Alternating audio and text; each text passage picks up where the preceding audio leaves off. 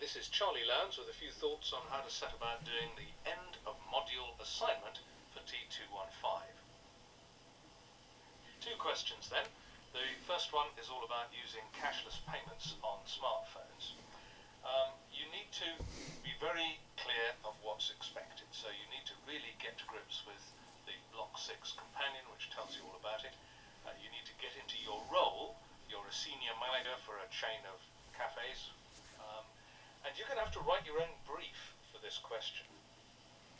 There are plenty of clues in the Block 6 companion to point you in the right direction. For example, the number of words you've got to write, and some clues about the kind of approach you need to take. You have got to do some research. There's a couple of articles quoted which will get you started. Probably won't be quite enough. You'll have to do a little bit more. Once you've got a grip of the topic, you want to start planning your structure.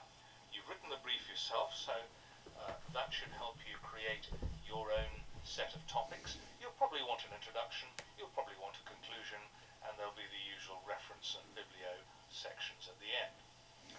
You certainly need to compare two different ways of achieving the goal of cashless payments on smartphones, and the articles will give you some clues about near-field communication and square wallet approaches. But as I say, you're going to have to do some research on that. You'll also have to think about whose perspective matters. You might want to consider both customers and the company. There may be other stakeholders involved. Remember that this EMA is the final exam, if you like, for everything you've been doing. So stuff you've been doing in T215 in your TMAs was not wasted, I hope. So you should know about how to cite references using the Open University's Harvard style. You know about making a checklist from your brief. You know about the process of critical evaluation, about how to rewrite and improve. I hope you've picked up the idea that reading your work aloud, ideally to a helpful listener, helps you spot phrases that don't quite mean what you thought they meant. You should by now be good at thinking about time management and setting milestone dates and thinking about how to get your work done, because when you've done question 1, you've then got to do question 2, so don't leave question 1 until the day before the cutoff. Let's look at question 2 then. It's a rather different approach. Instead of writing a full 1500 word report, you're writing material for web pages. So it's a bit like the shorter articles you were writing in the early TMAs. You've got to find out a bit about TV white space. Again, there's a couple of articles to get you started. You will need to do a little bit more reading and research. The fundamental idea is using spare bits of the spectrum to add on additional communication channels, but you'll need to know a bit about that. Do remember you're not writing a postgraduate thesis, and nobody's expecting you to do a complete literature survey. You're going to have to pick up, half a dozen, I would suggest certainly no more than a dozen sources for reading. You've got a couple, as I say, to get you started. You need to just get your head around the possibilities. What are the ideas that you need to put into not very much writing? It's no more than half a dozen web pages, and there's a word limit for each page. Again, you need to make a checklist. You've got a fairly detailed brief this time. You need to have a plan. You need to be aware you're not writing a website. You're just writing the content. Don't get out a copy of your favorite web design software. That's not what you have to do. It's a word processor exercise, not a web design exercise. The brief tells you you must have an introduction. You must have a multiple choice question, a self-evaluation question.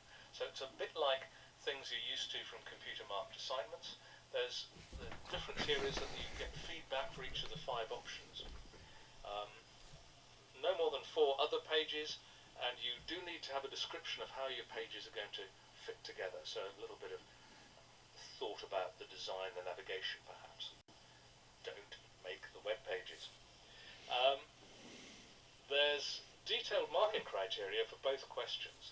towards the back of the Block 6 companion, pages 13 and 14, I think.